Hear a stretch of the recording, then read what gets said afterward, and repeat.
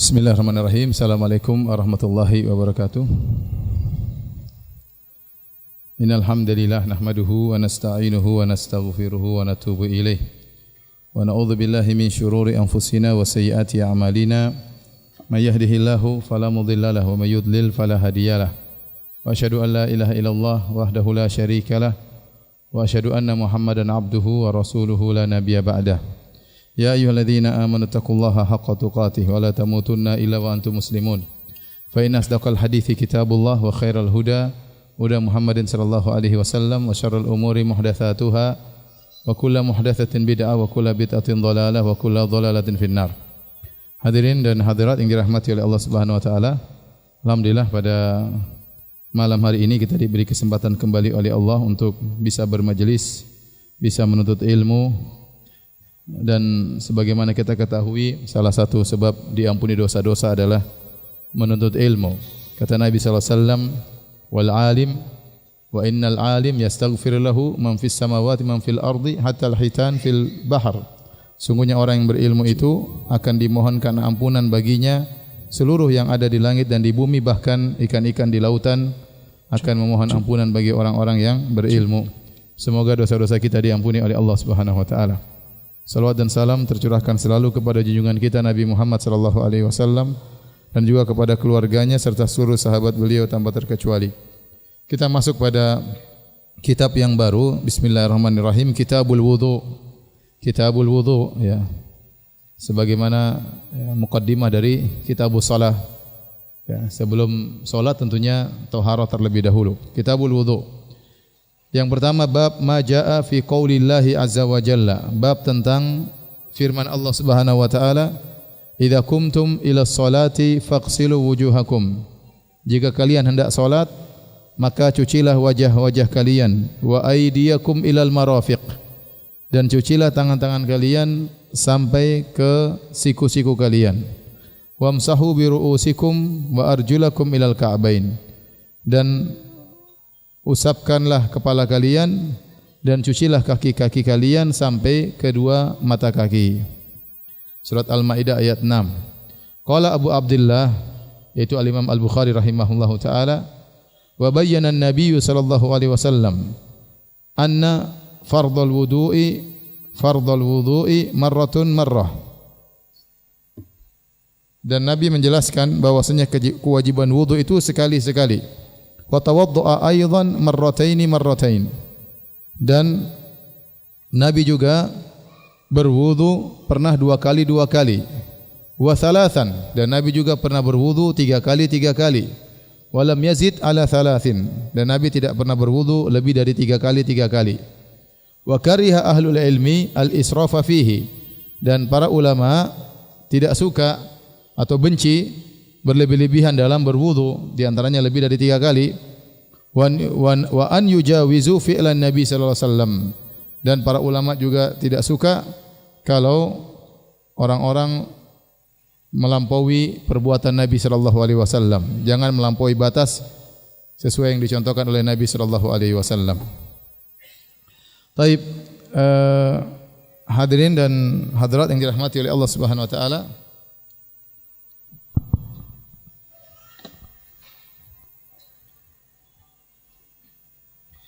Sini ada dua hal yang dijelaskan oleh Al-Imam Al-Bukhari rahimahullahu taala. Yang pertama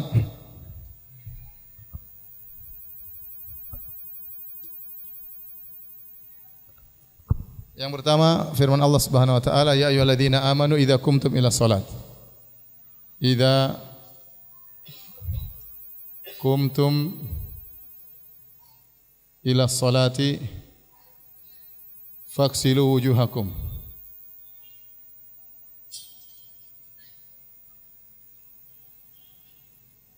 Dan seterusnya. Wahai orang-orang yang beriman, jika kalian hendak salat,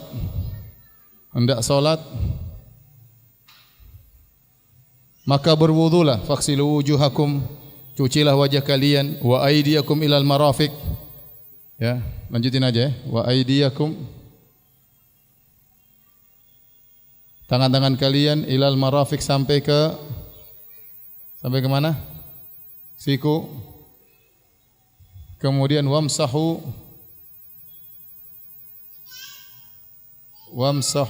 biru'usikum wa arjulakum ilal ka'bain.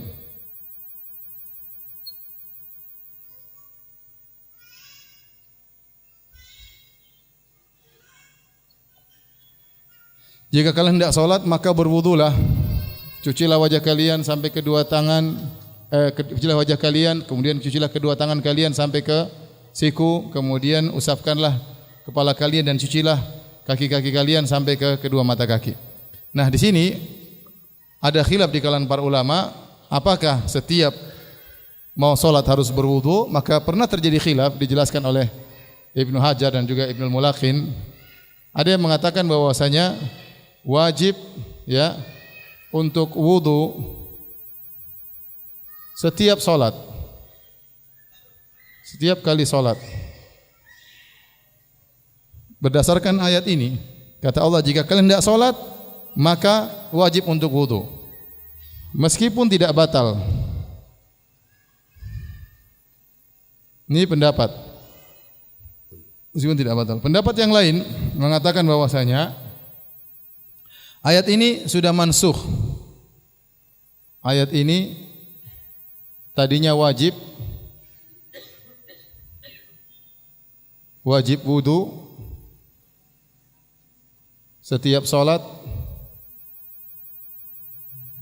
namun mansukh. Sehingga tidak wajib lagi, tidak wajib kecuali apa? Kecuali batal. Dan pendapat yang ketiga bahwasanya ya ayat ini tetap berlaku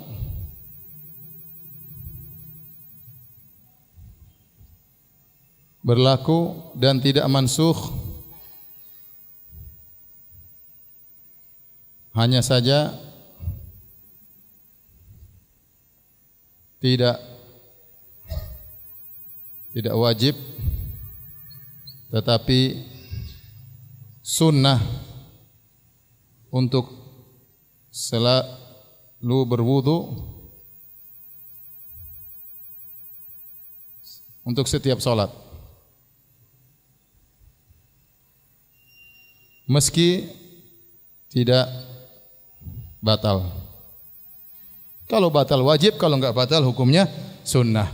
Dan inilah yang dipegang oleh para ulama sekarang pendapat ini. Oleh karenanya Ibnul Mulaqin dalam kitabnya At-Tawdih mengatakan bahwasanya dulu terjadi khilaf, namun sekarang para ulama telah ijma'. Sekarang telah terjadi ijma', inilah ijma'nya, bahwasanya ayat ini menunjukkan berwudu dianjurkan setiap kali salat, namun tidak wajib bagi orang yang masih ada wudunya. Jadi misalnya kita salat maghrib nih, kita sudah berwudu. Kemudian kita ingin salat Isya, wudu lagi disunahkan. Wudu lagi disunahkan. Meskipun kita belum batal. Berdasarkan ayat ini, jika kalian hendak salat, mau hendak salat maghrib, hendak salat Isya, dan Nabi SAW begitu, beliau setiap salat beliau berwudu. Namun beliau pernah mencontohkan beberapa salat beliau wudunya cuma sekali. Ya, untuk menjelaskan bahwasanya boleh, ya, tidak boleh kita dengan satu wudu salat berulang-ulang, enggak ada masalah. Dalam satu wudu salat berulang-ulang tidak jadi masalah selama belum batal. Namun untuk salat fardu, setiap kali hendak salat dianjurkan untuk apa? Berwudu, ya. Saya punya kawan di Madinah, orang Saudi. Setiap azan Isya dia wudu, jalankan sunnah. Padahal dari Masjid Nabawi pergi ke mana? Ke toilet jauh. Ini tidak batal, cuma ingin tajdidul wudu, ingin menjalankan apa? Sunnah. Setiap dia azan dia berwudu. Karena wudu punya pengaruh. Seorang tatkala berwudu dia bisa lebih segar lagi, bisa lebih membantu kekhusyuan dalam salat. Di antara keutamaan wudu, hikmah di antara wudu adalah memperbarui semangat seorang, melupakan seorang dari kesibukan dunianya, sehingga tatkala dia berwudu ada kesegaran baru, dia mudah untuk khusyuk. Ini perkara yang pertama. Perkara yang kedua, ya kita jelaskan saja secara sederhana, ya. Kalau kalian hendak salat maka berwudu. Wudulah dengan cara mencuci wajah. Wajah adalah ma yatawajjahu bihi, wajah adalah yang bisa dilihat di cermin. Dari sini, dari atas tempat tumbuhnya rambut ya. Yang biasanya tumbuh rambut, kalau botak tengah ya sudah bukan sampai sini. Maksud saya yang biasanya kalau dia normal rambutnya di sini. Kalau orang botak tengah enggak usah wudu sampai dari sini, enggak usah. Cukup dari sini ya. Dari sini ya. Enggak di sini. Dan subhanallah banyak pikiran bisa bikin orang botak tengah ya. Banyak pikiran ya. Banyak utang juga bisa bikin. Karena saya punya kawan ada, begitu dia masuk S3, kemudian disertasinya berat, dan setelah itu rambutnya berguguran. Dia bilang, Firanda, sejak saya masuk S3 disuruh nulis disertasi, rambut saya berguguran. Yang penting bukan botak karena disendul istri aja, bukan.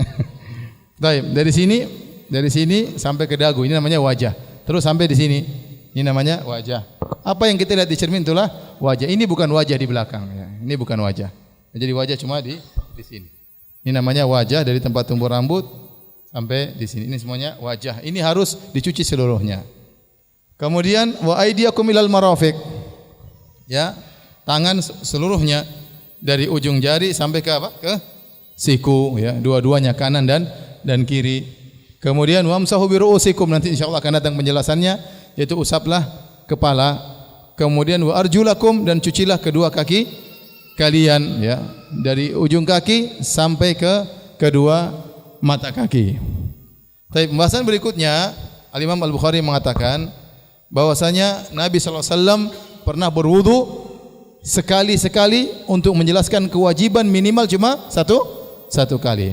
Dan dalam ayat ini Allah tidak menyuruh dua kali, tiga kali. Berarti berdasarkan ayat ini sekali sudah cukup. Bukankah Allah mengatakan jika kalian tidak salat cuci wajah kalian? Berarti sekali cuci sudah selesai. Di dalam bahasa Arab namanya mencuci meskipun cuma sekali. Tangan cuma sekali, kaki cuma sekali, kepala sekali sudah sah. Itulah namanya wudu. Makanya Nabi pernah mencontohkan yatawadda marratan. Nabi berwudu sekali-sekali. Ya, untuk menjelaskan itulah kadar minimal dan itulah kadar yang wajib. Kemudian Nabi pernah berwudu dua kali. Ini lebih baik lagi. Dan seringnya Nabi berwudu tiga kali. Yang menunjukkan sunnahnya seorang berwudu tiga kali. Taib. Dan Al-Imam Al-Bukhari mengatakan para ulama tidak suka, kariha ahlul ilm ya. Para ulama tidak suka kalau berwudu lebih daripada tiga kali. Bahkan dalam hadis kata Nabi sallallahu alaihi wasallam, man zada au naqasa faqad asaa wa zalama. Barang siapa yang menambah wudu atau mengurangi wudu, maka dia telah berbuat zalim dan dia telah berbuat keburukan. Baik. Sekarang wudu jumlah wudu ya, tiga kali. Tiga kali.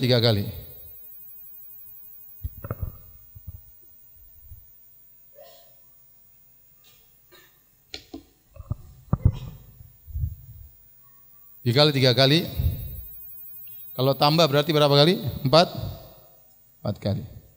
Kalau kurang 2 sampai 1 kali. Kata Nabi, faman zada, barang siapa menambah lebih 3 kali, maka dia telah berbuat zalim. Ya. Maka ada khilaf di kalangan ulama. Bagaimana kalau dia tambah lebih dari 3 kali? Bagaimana hukum lebih dari 3 kali? Ada yang mengatakan wudunya batal. Siapa yang wudu 4 kali, wudunya batal. Ini pendapat. Ya. Ada yang mengatakan makruh. Dan ini pendapat Imam Syafi'i.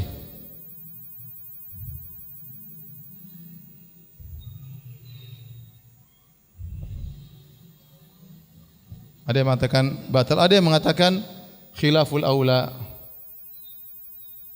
Tidak dosa tapi tidak utama ya. 3 pendapat aja.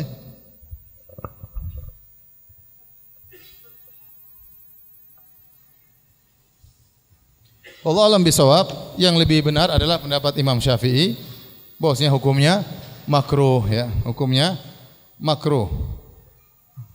Namun Nabi mengatakan ya, ada yang mengatakan ada pendapat keempat saya lupa, haram. Ya haram namun wudunya tetap sah. Maka pendapat yang kuat antara ini atau ini, antara haram atau apa? Makruh. Kenapa Imam Syafi'i mengatakan makruh? Ya, karena hadis Nabi, faman zada au naqasa, barang siapa yang menambah atau mengurangi, ya ini ada khilaf tentang hadis tersebut apakah sahih atau tidak, ya. Namun perkataan Nabi faqad zalama seakan-akan menunjukkan dia telah berdosa. Ya. Makanya seorang kalau wudu cukup 3 kali saja. Anda bukan sedang mandi, Anda cuma apa? Wudu. Ngapain kemudian sampai 4 kali, 5 kali? Tidak boleh. Bagaimana kalau mengurangi? Kata Nabi, au naqasa, kalau dia mengurangi maka dia telah berbuat isaah, dia telah berbuat kesalahan. Ya. Maksudnya kalau kurang dari 2 tentunya tidak ada masalah. Kurang dari 1 baru bermasalah. Maka sebagian ulama membawa yang dimaksud dengan membawakan makna Nabi au naqasa atau mengurangi, maksudnya kurang dari 1. Berarti berapa? Nah, tidak full dia berwudu. Tangannya setengah, ya. Tangannya setengah, wajahnya setengah-setengah, tidak full. Ya, maka itu wudunya tidak sah seperti itu, ya. Allah alam bisawab. Inilah masalah kalau seorang berwudu lebih dari 3 kali tidak boleh, lebih baik dihindari. Cukup 1 kali atau 2 kali atau 3 kali. Kecuali kata Al-Hafidz Ibnu Hajar, kecuali kalau dia sudah wudu 3 kali, ternyata ada bagian yang dia ragu di situ. Ya, seakan-akan kok belum terkena air wudu, maka dia tambah lagi, itu bukan dihitung 4, tapi dalam rangka menutupi bagian yang belum terkena air wudu. Kecuali kalau dia was-was, jangan pedulikan. Tapi kalau memang terkadang dilihat, oh kayaknya belum kena basah, maka dia tambah lagi sekali, maka itu tidak mengapa. Ya, itu tidak mengapa. Adapun hadis bahwasanya berwudu tidak boleh berlebihan meskipun di lautan, maka hadisnya dhaif. Ya, hadisnya dhaif.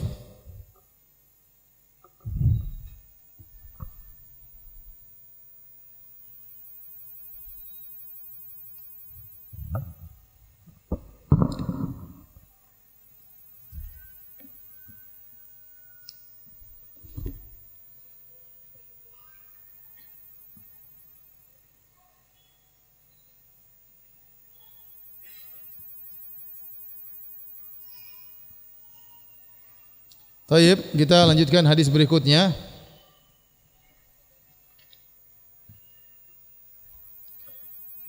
Bab la tuqbalu salatun bi ghairi tuhur. Bab tidak diterimanya salat kalau tanpa bersuci. Tanpa bersuci maksudnya tanpa berwudu. Imam Al-Bukhari berkata, qala haddatsana Ishaq bin Ibrahim Al-Hanzali. Qala akhbarana Abdul Razzaq.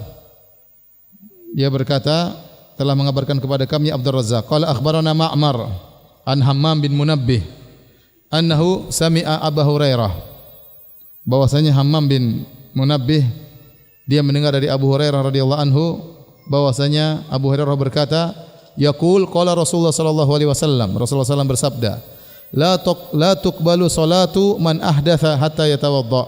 Tidak diterima salat orang yang berhadas sampai dia berwudu. Qala rajulun min Hadramaut. Ada seorang dari Hadramaut, dari Yaman, bertanya kepada Abu Hurairah yang meriwayatkan hadis ini, mal hadatsu ya Abu Hurairah? Apa yang dimaksud dengan hadas wahai Abu Hurairah yang membuat salat tidak diterima? Qala fusaun au durat. Fusa itu kentut buang angin tanpa bunyi, durat dengan bunyi. Dalam bahasa Arab dibedakan, kentut berbunyi dengan kentut tanpa berbunyi. Ya, kalau tanpa bunyi namanya fusa, kalau dengan bunyi namanya durat, ya. Taib.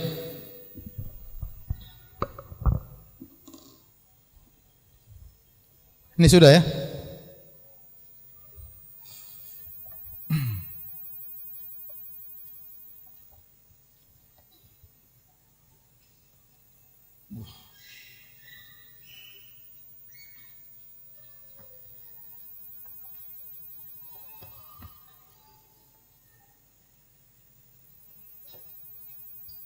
mau dihapus.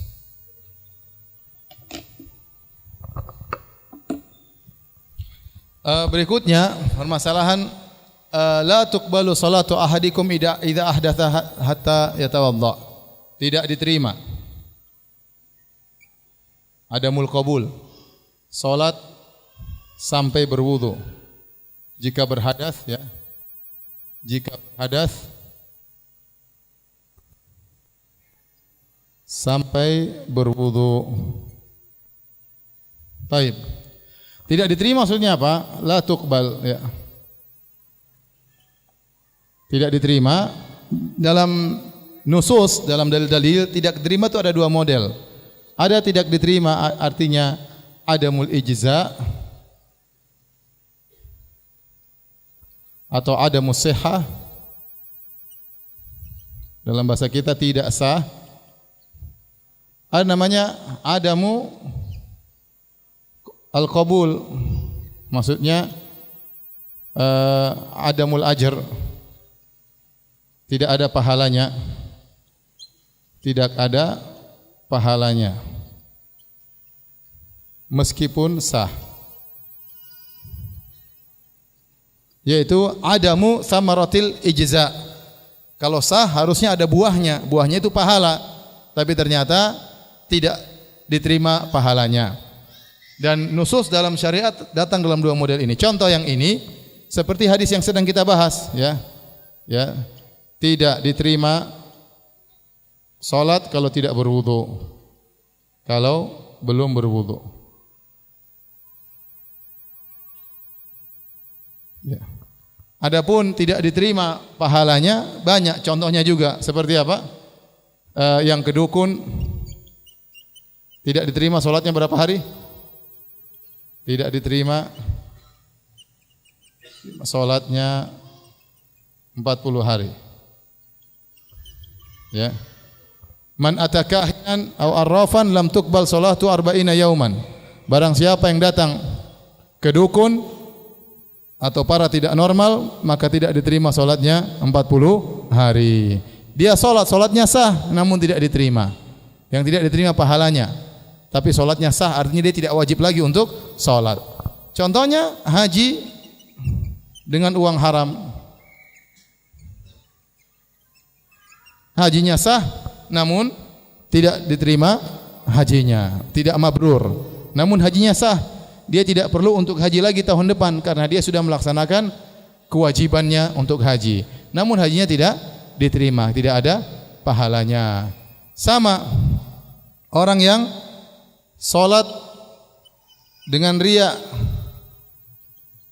salatnya sah, tidak perlu dia ulang lagi, tetapi tidak ada pahalanya. Kenapa? Karena dia riya, ya. Dan ini banyak seperti ini, ya.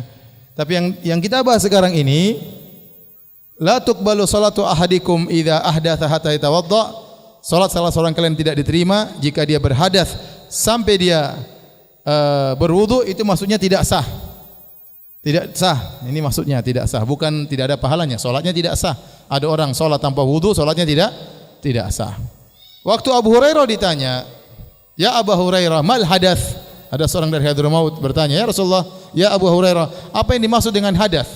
Maka Abu Hurairah menafsirkan dengan dua. Kata Abu Hurairah, "Fusa wa dhurat", yaitu kentut tidak berirama dengan kentut berirama. Kentut tanpa bunyi dengan kentut berbunyi. Kenapa beliau menafsirkan dengan hadath, dengan kentut, buang angin? Karena buang angin itulah yang sering terjadi tatkala sedang salat. Seorang sedang salat kemudian kelepasan buang air kecil atau buang air besar, ini jauh. Jarang terjadi demikian. Yang sering dialami oleh orang itu apa? Buang angin. Sedang sujud tahu-tahu buang angin, sedang ruku tahu-tahu buang angin. Maka barang siapa tatkala salat kemudian dia buang angin, maka salatnya batal. Salatnya batal.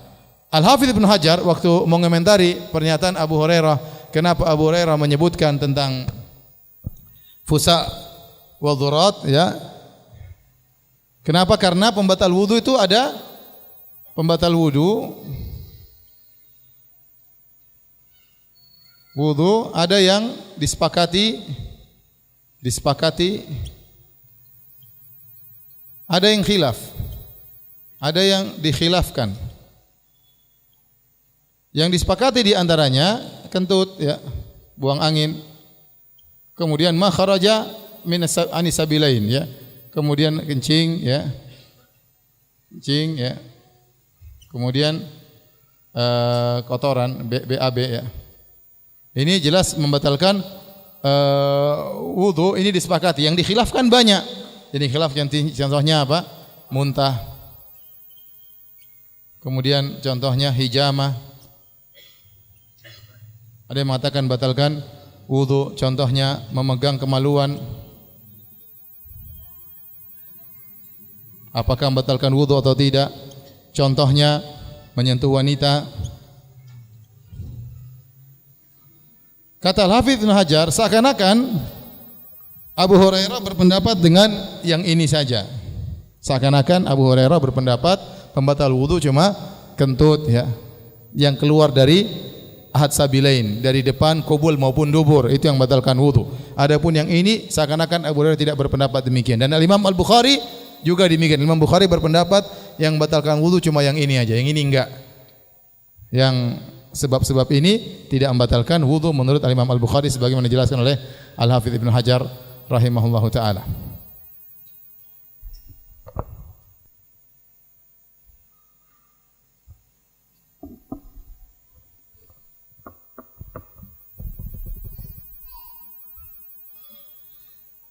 Kalau sudah dihapus ya, tolong dihapus yang bersih ya. Taib, kita lanjutkan. Sudah difoto? Sudah? Belum, sebentar. Sudah.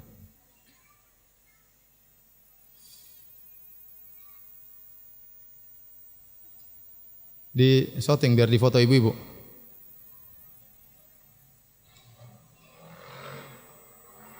Warna biru enggak jelas ya. Oke. Sudah ibu-ibu ya?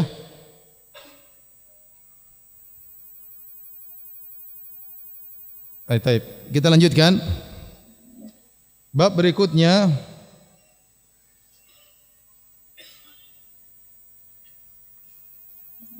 hadis tadi juga menjelaskan bahwasanya sabda Nabi, la tuqbalu salatu ahadikum idza ahdatha hatta yatawadda. Tidaklah diterima salat salah seorang dari kalian jika dia berhadas sampai dia berwudu. Mafhum mukhalafahnya apa? Berarti salatnya diterima kalau dia tidak berhadas. Ya. Berarti mafhum mukhalafahnya bahwasanya wudu itu menghilangkan apa? Hadas. Paham? Seorang kalau sedang berhadas, salatnya tidak diterima sampai dia berwudu terlebih dahulu. Berarti mafhum khalafahnya, kalau dia tidak berhadas, dia salat tanpa harus wudu yang baru, diterima atau tidak?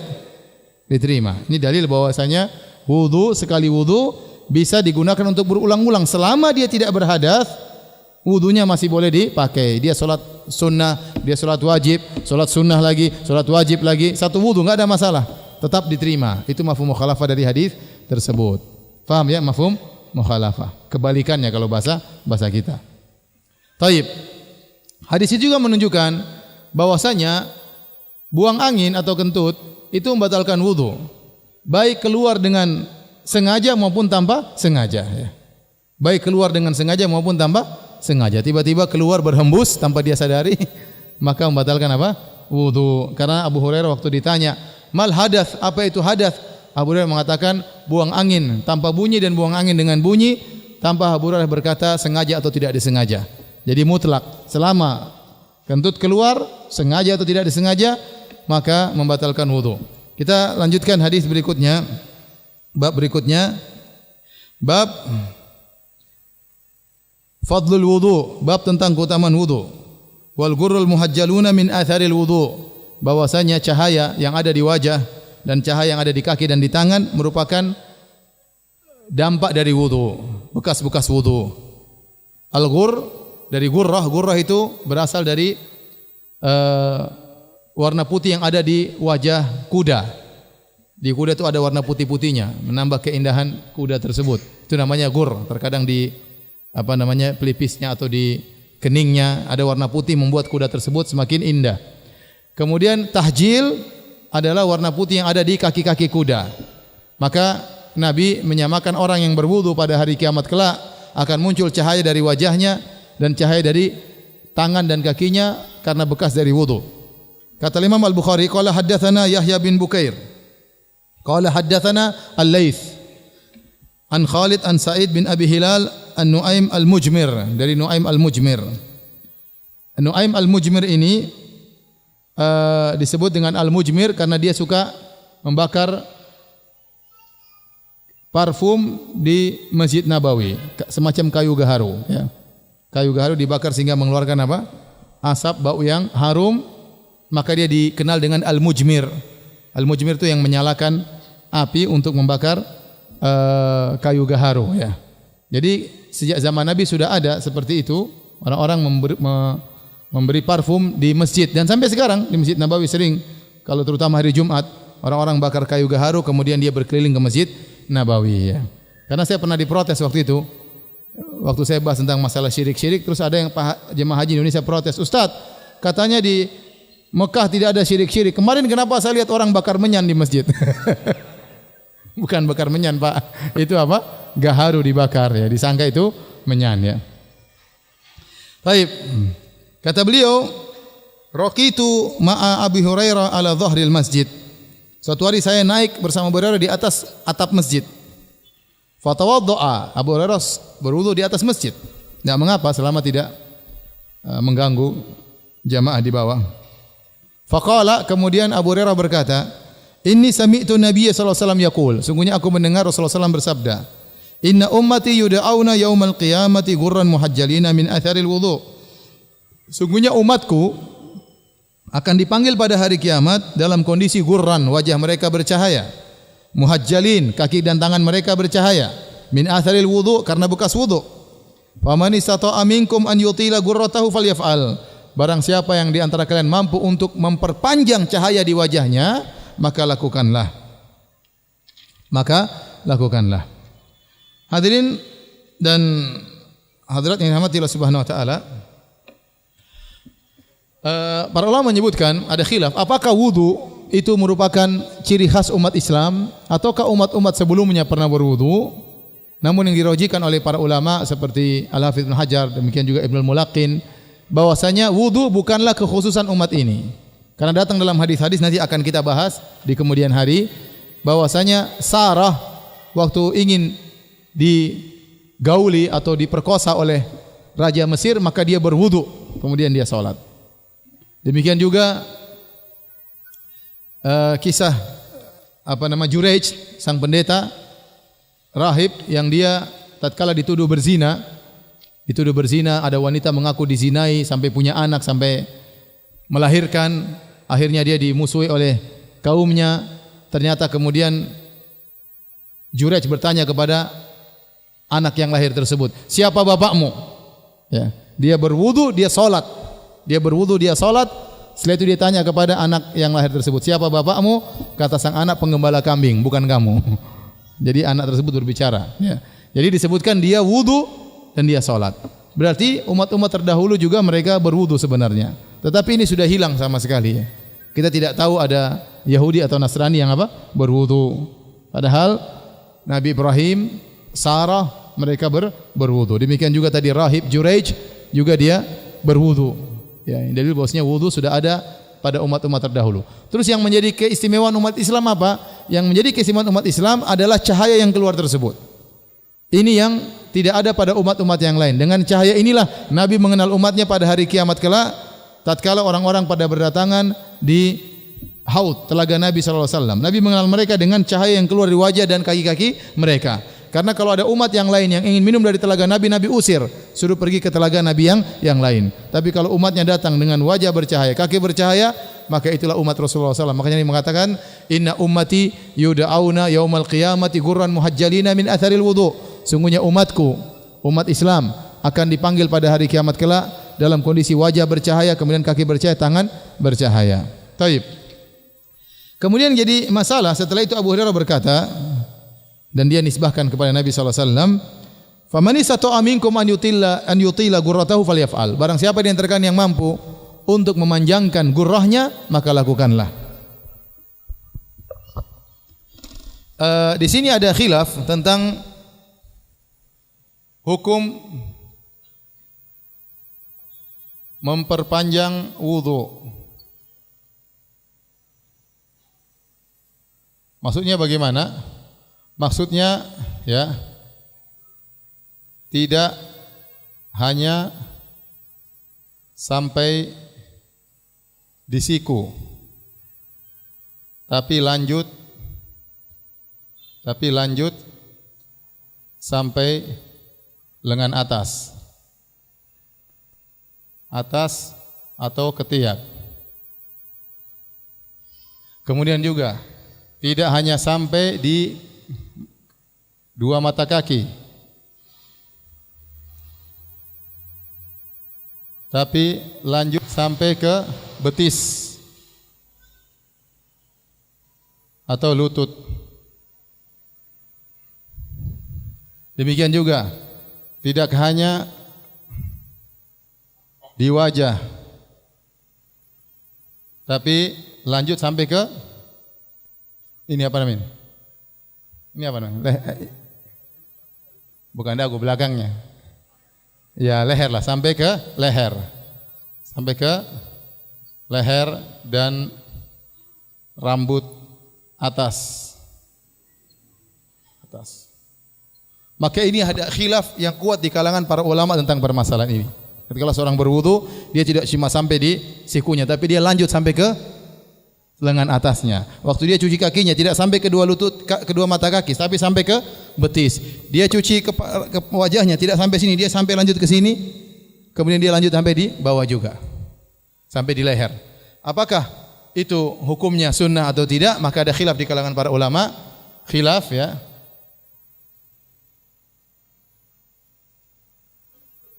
Dua pendapat secara umum ya. Jumhur ulama, ini enggak bisa dihapus ya.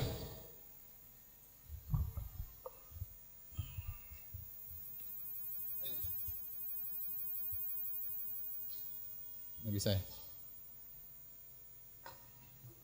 Mana yang gitu?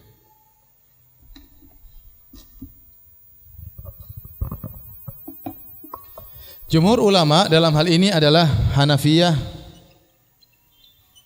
Syafi'iyah, Hanabilah bahwasanya hukumnya sunnah memperpanjang wudu.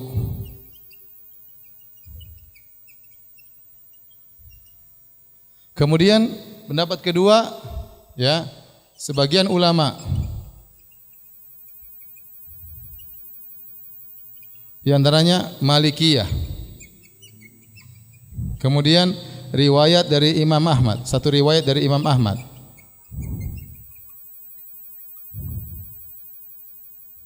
Dan dipilih oleh Ibnu Taimiyah. Ibnu Taimiyah padahal Hanabilah, tapi dalam hal ini dia mungkin Ibnu Qayyim. Dan dipilih oleh ulama sekarang Syekh bin Baz, Syekh Utsaimin, Al-Albani dan yang lainnya ya. Bahwasanya tidak disyariatkan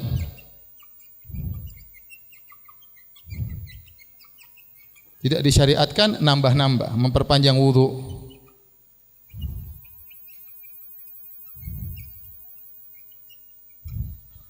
Adapun dalil jumhur ulama kenapa disunahkan untuk perpanjang wudu, dari sabda Nabi dalam hadis tadi, barang siapa man istata'a minkum an yutila gurratahu falyaf'al. Kata Nabi sallallahu alaihi wasallam, qala sallallahu alaihi wasallam, man istata'a minkum an yutila gurratahu falyaf'al. Barang siapa yang mampu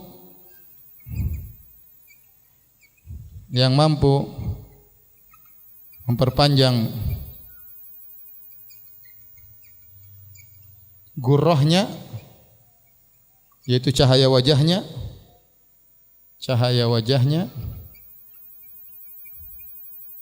maka lakukanlah. Kemudian menguatkan hal ini dilakukan oleh Abu Hurairah dengan sanad yang sahih. Abu Hurairah kalau berwudu, dia berwudu sampai ke lengan atas. Kalau dia berwudu sampai ke betis, dia berwudu demikian. Kemudian Ibnu Abi Syaibah juga dengan sanad yang hasan, ini juga dilakukan oleh Ibnu Umar.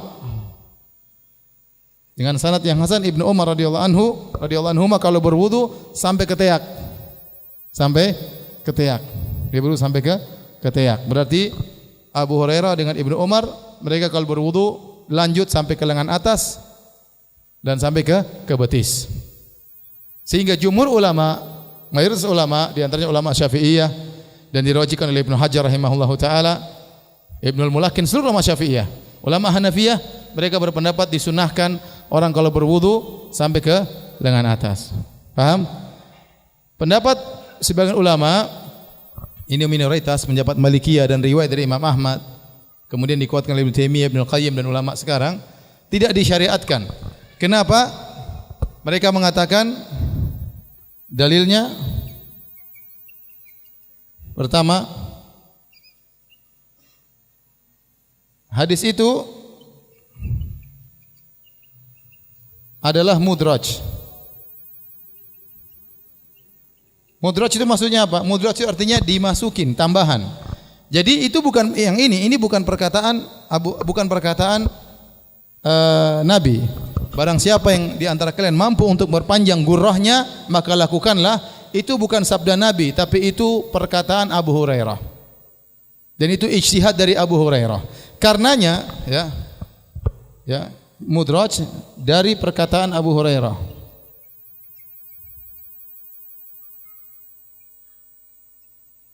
Dan bukan hadis Nabi dan bukan sabda Nabi. Dan kita tahu perkataan sahabat hanya menjadi hujah, jadikan dalil kalau tidak menyelisih yang lain. Ya, tetapi ternyata yang melakukan wudu seperti itu cuma Abu Hurairah dengan siapa? Ibnu Umar. Adapun sahabat-sahabat yang lainnya tidak diriwayatkan mereka berwudu dengan cara seperti itu. Dan Nabi juga tidak diriwayatkan berwudu dengan cara seperti itu.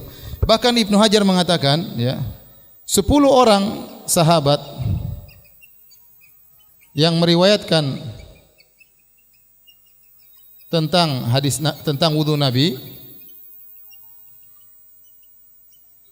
tidak ada yang menyatakan Nabi memperpanjang wudu.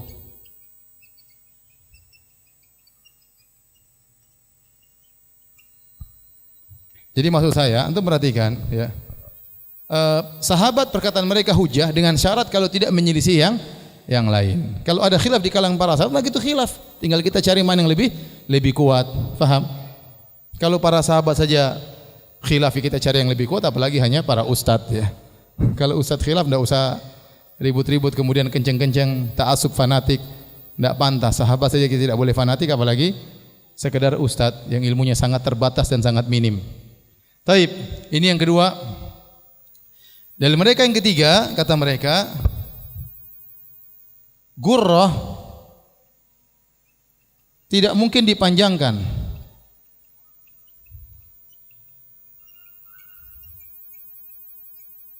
Gurrah tadi kita sebutkan apa? Gurrah itu adalah cahaya di mana? Di wajah. Tahjil cahaya di tangan dan di kaki. Namanya wajah. Gurrah itu cahaya di wajah. Kalau dipanjangkan sampai ke rambut itu namanya bukan apa? Gurrah. Jadi gurrah tidak mungkin diperpanjang. Ya, kemudian wudu tidak perlu sampai ke rambut. Rambut sudah ada bagiannya sendiri. Paham? Maka cukup wajah saja, tidak perlu sampai ke leher, ya. Nanti orang bisa mengembangkan ke leher sampai ke dada, semuanya bisa bercahaya. Paham? Jadi gurrah itu cuma di wajah. Tidak perlu diperpanjang sampai ke rambut, ya. Di antara dalil yang menunjukkan itu hanya ijtihad Abu Hurairah dalam satu riwayat. Jadi Abu Hurairah sedang berwudu. Ya, hatta syarua fil ibd, sampai dia wudu sampai di ketiaknya. Kemudian ada seorang tabi'in berkata, "Ya Abu Hurairah, Ma hadzal wudu? Wahai Abu Hurairah, wudu apa macam seperti ini? Jadi Abu Hurairah wudu diam-diam kemudian berwudu sampai ke ketiaknya. Maka ditegur, ada yang bertanya, Abu Hurairah, ini wudu macam apa seperti ini? Maka kata Abu Hurairah, ya Banu Farrukh, antum hahuna, kamu di sini, ya. Kalau saya tahu kamu di sini, saya tidak akan berwudu seperti ini. Sami'tu Khalili yaqul, aku mendengar kekasihku bersabda, yaitu Nabi SAW bersabda, tablughu hilyatun minal mu'min haitsu yablughul wudu. Sesungguhnya perhiasan seorang mukmin sejauh mana wudunya. Abu Hurairah memahami hadis Nabi, sungguhnya perhiasan seorang mukmin sejauh mana wudunya, maka dia memperpanjang wudunya. Dia berharap bahwasanya perhiasan seorang mukmin sampai di situ. Ini ijtihad Abu Hurairah. Seandainya ini sunnah Nabi, maka Abu Hurairah pasti sudah berwudu di mana-mana dengan cara demikian. Kenapa dia diam-diam baru kemudian dia berwudu sampai ke ketiaknya? Jadi ini menurut kata para ulama ini ijtihad Abu Hurairah dan ijtihad yang diselisih oleh para sahabat yang lain, karena tidak ada yang maksum kecuali siapa? Nabi sallallahu alaihi wasallam. Lagi pula namanya perhiasan tidak ada yang dipakai di sini, apalagi di ketiak. Namanya perhiasan cuma di mana? Di adud dan mi'sam. Cuma di pergelangan tangan sama dia apa? Di lengan bawah. Situlah tempat perhiasan biasanya seorang memakainya. Ya. Jadi, wallahu alam bisawab, pendapat yang lebih kuat bahwasanya wudu tidak perlu dilebihkan. Ya, kita hanya cukup sampai ke mana? Ke lengan sampai ke mata kaki. Tidak perlu sampai ke leher, ya. Tidak perlu sampai ke lutut, ya. Tidak perlu, ya. Kalau seandainya itu sunnah, pasti Nabi sudah pernah melakukannya meskipun sekali, ya. Tetapi 10 sahabat yang meriwayatkan tentang wudu Nabi, tidak ada yang menjelaskan Nabi pernah berwudu sampai ke lengan atasnya. Paling ada hatta syaru'a fil adud, baru sampai naik dikit saja supaya siku ini kena semuanya. Nabi naik dikit saja. Ya, naik sedikit tidak apa-apa, tapi kalau sampai naik ke ketiak maka tidak pernah dilakukan oleh Nabi sallallahu alaihi wasallam. Oleh karenanya saya lebih condong kepada pendapat Malikiyah dan juga riwayat dari Imam Ahmad bahwasanya kalau berwudu tidak perlu diperpanjang. Wallahu alam bisawab. Azan kah? Ya udah azan. Baru kita lanjut lagi nanti insyaallah. Tapi kita azan, kita salat, kita lanjut. Bismillahirrahmanirrahim. Assalamualaikum warahmatullahi wabarakatuh. Alhamdulillah, salatu wassalamu ala Rasulillah wa ala alihi wa sahbihi wa ala. Kita lanjutkan satu hadis lagi. Bab keempat, babun la yatawaddau minasyakki hatta atau la yatawaddau minasyakki hatta yastaiqina. Bab bahwasanya tidak perlu berwudu karena ada keraguan sampai dia yakin. Kalau yakin batal baru dia berwudu.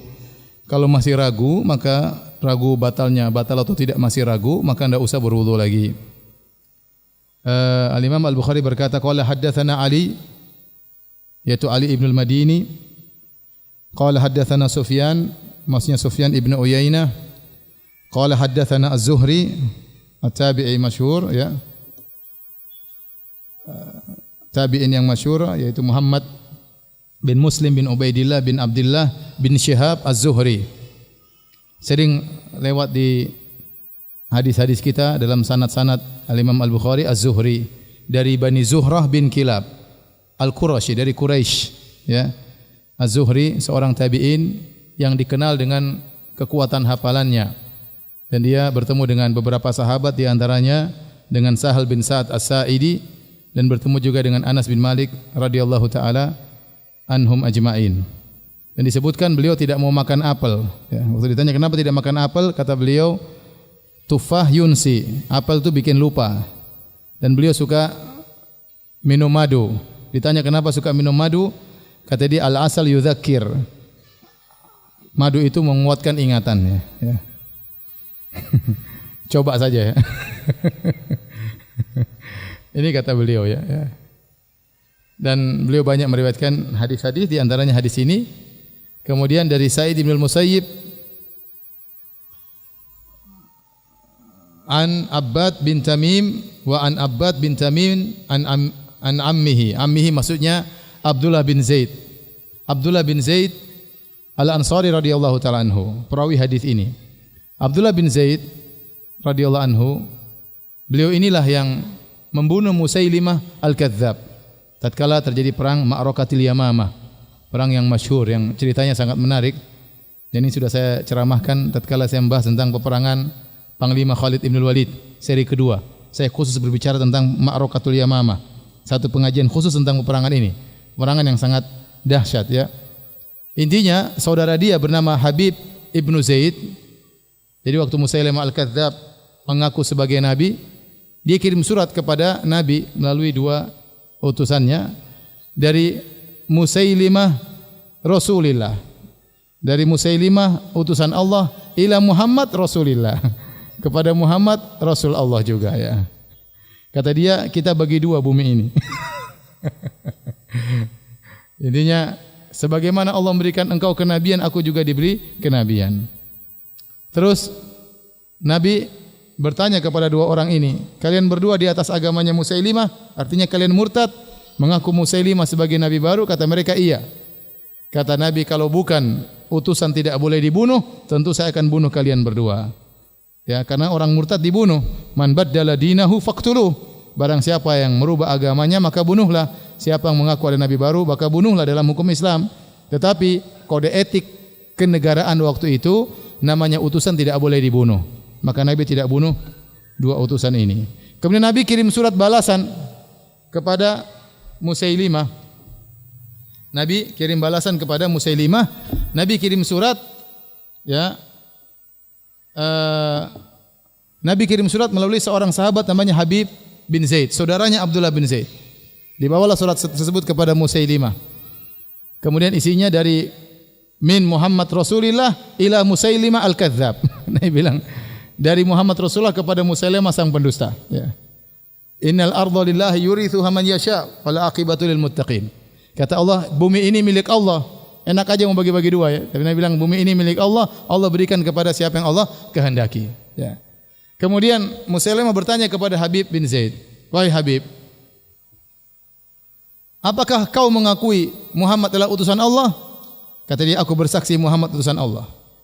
Apakah kau mengakui saya Musailimah utusan Allah? Kata Habib, saya tidak dengar. Kau ngomong apa sih? Saya tidak dengar. Dia ulang lagi. Apakah kau mengakui Muhammad utusan Allah? Iya, saya bersaksi Muhammad utusan Allah. Apakah saya juga utusan Allah? Saya tidak dengar. Dia ulangi lagi. Apakah Muhammad utusan Allah? Iya. Saya enggak dengar. Dipotonglah Habib bin Zaid radhiyallahu anhu, dipotong-potong cincang-cincang oleh Musailimah Al-Kadzdzab. Kemudian terjadilah Ma'rakatil Yamamah dipimpin oleh Khalid bin Walid, peperangan yang sangat dahsyat sehingga banyak penghafal Quran yang meninggal dunia tatkala itu karena pasukan Khalid bin Walid cuma sekitar mungkin 12.000, lawannya 100.000 ya. Intinya akhirnya masuklah Musailimah Al-Kadzdzab dalam hadikohnya, kemudian digempur oleh kaum muslimin, akhirnya dibunuhlah oleh Abdullah bin Zaid, perawi hadis ini. Adiknya atau saudaranya dibunuh, dia yang bunuh siapa? Musailimah. Yang bunuh Musailimah dua orang, Abdullah bin Zaid sama Wahsy yang membunuh Hamzah. Wahsy membunuh Hamzah dengan tombaknya, dengan tombak itu pula setelah dia masuk Islam dia membunuh Musailimah Al-Kadzdzab, maka dibunuh Musailimah Al-Kadzdzab, tombaknya masuk ke dadanya tembus ke belakang. Kemudian Abdullah bin Zaid melanjutkan membunuh Musailimah Al-Kadzdzab. Dialah yang sedang kita bicarakan dalam hadis ini. Annahu syaka ila Rasulillah sallallahu alaihi wasallam ar-rajulu alladhi yukhayyalu ilaihi annahu yajidu syai'a fi salat. Dia meriwayatkan bahwasanya ada seorang lelaki yang mengeluhkan kepada Nabi bahwasanya dikhayalkan dalam dirinya tatkala dia sedang salat dia mendapati sesuatu. Faqala, maka Nabi berkata seakan-akan dia buang angin, Faqala, maka Rasulullah SAW berkata, la yanfatil aw la yansarif, jangan dia batalkan salatnya hatta yasma'a sautan, sampai dia mendengar suara buang anginnya, au yajidariha, atau dia mencium baunya, Ya, jadi kata Nabi sallallahu alaihi wasallam,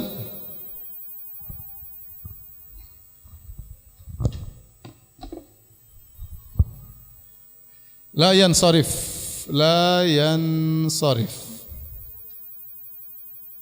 hatta yasma'a sautan au yajidu rihan. Jangan batalkan salat. Artinya lanjut aja salatmu. Hingga jangan dia batalkan salat hingga dia mendengar bunyi kentut maksudnya, atau mendapati bau. Perhatikan ini sabda Nabi SAW. Jangan dia batalkan sholatnya sampai dia mendengar bunyi atau dia mendapati bau. Ya. Jadi seorang tatkala sholat kemudian timbul keraguan, batal atau tidak.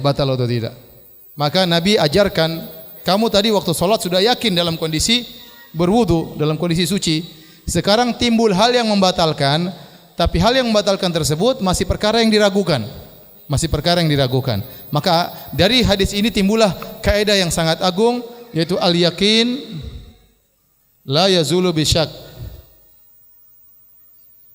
Bahwasanya keyakinan tidak bisa dihilangkan dengan keraguan. Keyakinan tidak bisa dihilangkan dengan keraguan. Tidak bisa dihilangkan dengan keraguan.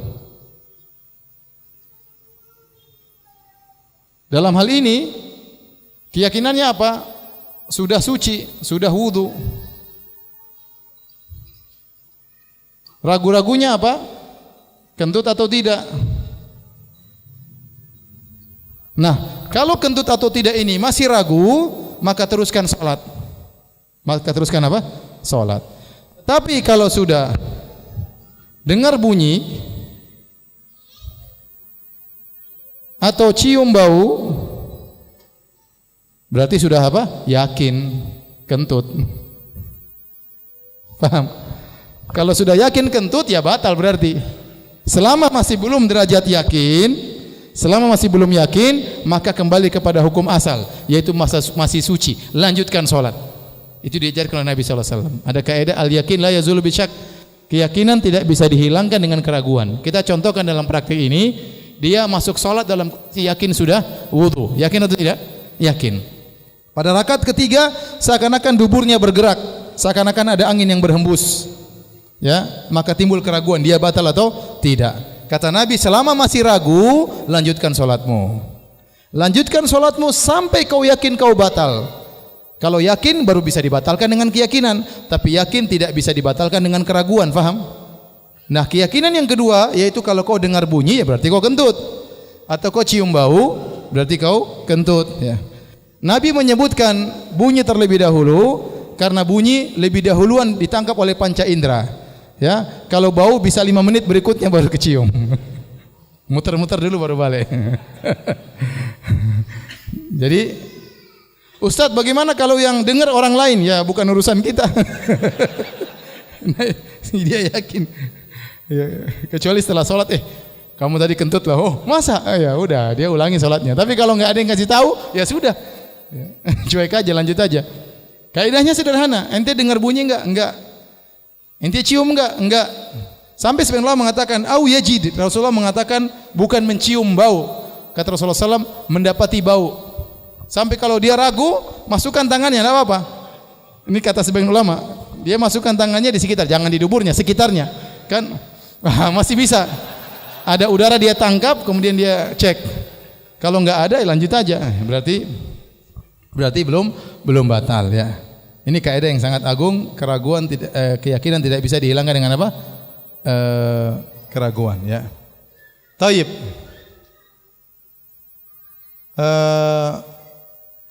Khilaf kok di kalangan para ulama, khilaf. Ya. Masalah ragu batal atau tidak.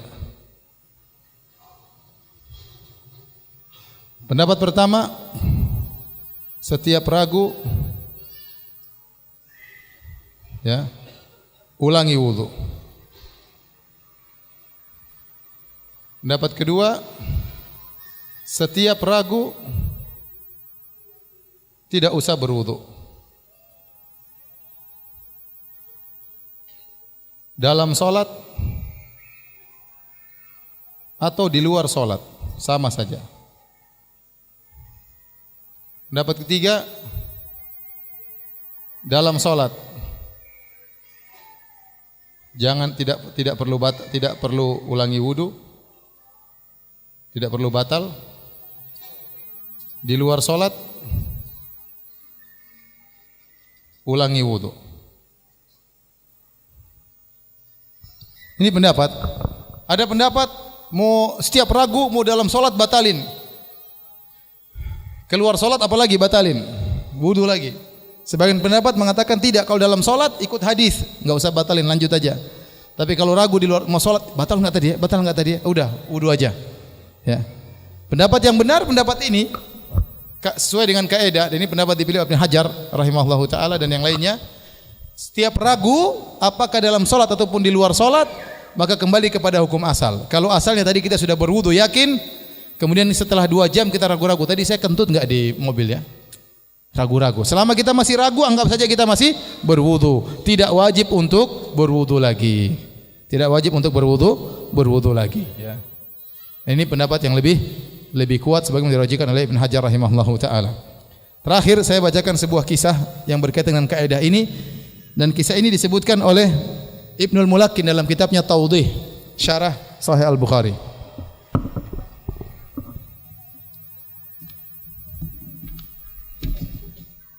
Kata Ibnul Mulakin di akhir tatkala menjelaskan hadis ini, dia berkata, qultu, aku berkata, wa nakhtimul kalam 'alal hadits bima rawaina an Abdurrahman bin Malik ya bin Miqwal qal, dengan kisah yang pernah diriwayatkan dari Abdurrahman bin Malik.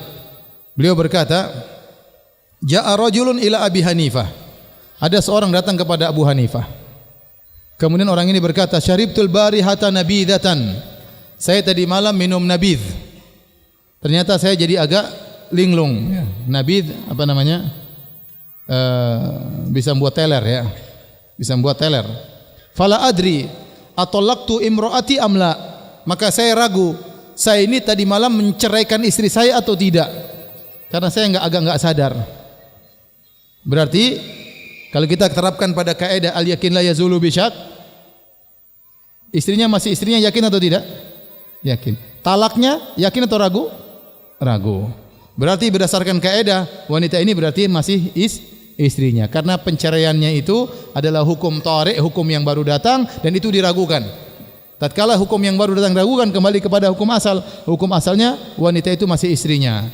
Maka dia bertanya kepada Abu Hanifah, saya ragu apakah saya ceraikan istri saya atau tidak. Kata Abu Hanifah, faqala lahu al-mar'atu imra'atuk. Itu perempuan tetap istrimu. Hatta tastaikina annaka talaqtaha. Sampai kau yakin kau telah menceraikannya. Selama kau belum yakin, masih ragu, berarti dia masih apa? Istrimu. Qala fatarakahu, maka Abu Hanifah pun meninggalkan, dia pun meninggalkan Abu Hanifah. Tsumma ja'a ila Sufyan, kemudian dia datang kepada Sufyan Ats-Tsauri, alim yang lain.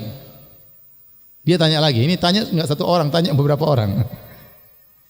Fasa'alahu, dia tanya, saya tadi malam minum ini saya agak ragu-ragu, agak teler sedikit. Saya enggak tahu saya ceraikan istri saya atau tidak.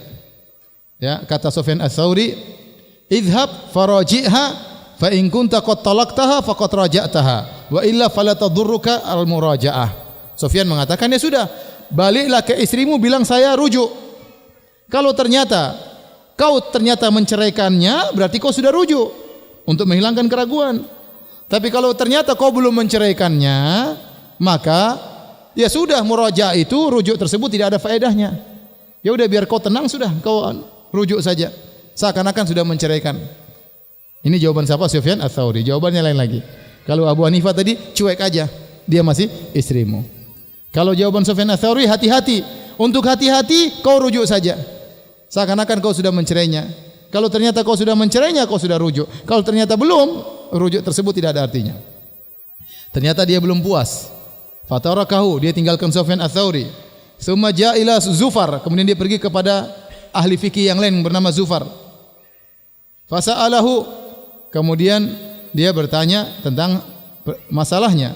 Zufar berkata, "Hal sa'alta ahadan qabli?" Apakah kau sudah bertanya kepada orang-orang sebelumku? Qala na'am. Iya, saya sudah tanya. Tanya sama Abu Hanifah, jawabannya begini. Tanya sama Sufyan Ats-Tsauri, jawabannya begini. Terus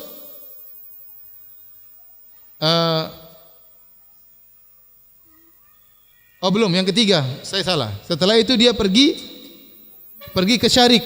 Setelah dari pertama Abu Hanifah, kemudian Sufyan Ats-Tsauri, kemudian dia pergi seorang namanya Syarik bin Abdullah. Ditanya, "Wahai Syarik, saya ini punya masalah begini." Kata Syarik, "Idhhab fatallikha tsumma raji'ha." Begini saja, daripada kau bingung, kau pulang ke rumah, ceraikan istrimu, kemudian kau rujuk.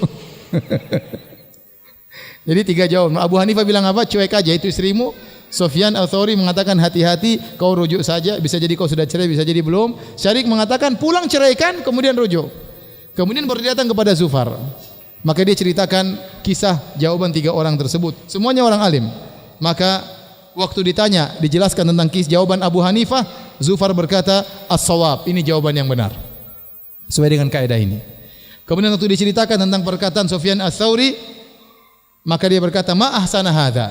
Ini jawaban yang lebih hati-hati, lebih indah jawaban ini. Ya. Tatkala disebutkan tentang jawaban Syarik, ceraikan istrimu, rujuk, fadhahika, maka dia pun tertawa, Zufar tertawa. Kemudian Zufar berkata, la adribanna lahum mathalan. Aku akan buat perumpamaan tentang mereka bertiga ini. Tentang seorang yang melewati suatu tempat yang di situ ada darah najis. Kemudian dia ragu, apakah bajunya terkena najis atau tidak? Maka Abu Hanifah berkata, bajumu masih suci. Selama kau ragu terkena najis atau tidak, berarti masih ragu. Anggap saja bajumu masih suci sampai kau yakin. Sufyan Ats-Tsauri seakan-akan berkata, ya sudah, cuci saja. Cuci saja. Ya, kalau memang ada najis sudah cuci, kalau enggak ada najis ya enggak ada masalah, cuci saja. Tatkala jawabannya Syarik, ya sudah, kasih kena najis saja baru cuci lagi. Kira-kira begitu. Baik, demikian saja kajian kita pada kesempatan kali ini. Sebelumnya ini ada dari panitia ucapan terima kasih buat donasi kumpulan dari ikhwan sekalian untuk musibah yang menimpa saudara-saudara kita di Palu dan Donggala. Donasi via transfer dan cash 221.532.000 rupiah. 221.532.000 rupiah. Donasi penjualan barang bekas 40.770.000 rupiah. Total donasi 262.302.000 rupiah. Semoga Allah Subhanahu wa taala membalas semuanya di surga kelak. Ya.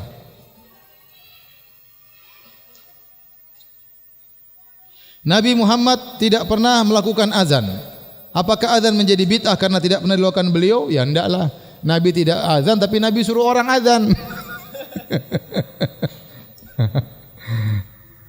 Baik. Pertanyaan yang lain kali aja ya. Saya capek ya. Demikian ya. Subhanakallah bihamdik asyhadu alla ilaha anta astaghfiruka wa atubu ilaik. Assalamualaikum warahmatullahi wabarakatuh. Mohon maaf ya.